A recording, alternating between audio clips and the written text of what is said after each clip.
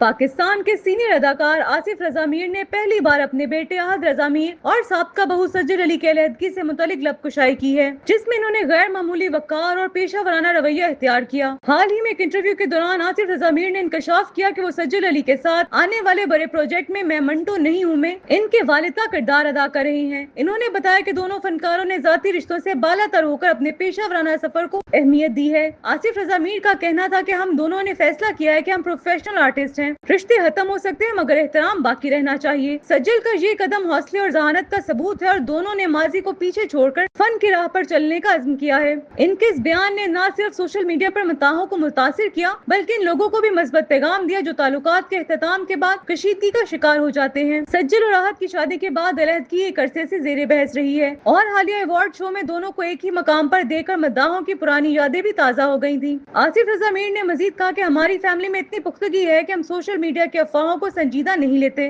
रिश्ते बनना और टूटना जिंदगी का हिस्सा है। असल इस्मत ये है कि पुराने जख्मों को ना छेड़ा जाए बल्कि वकार से आगे बढ़ा जाए। इनका ये बयान पाकिस्तानी शोबिज़ इंडस्ट्री में एक मस्बत मिसाल बनकर सामने आया है जिसे मद्दाहों और नाक़िदीन ने यकसा तौर पर सराहा है।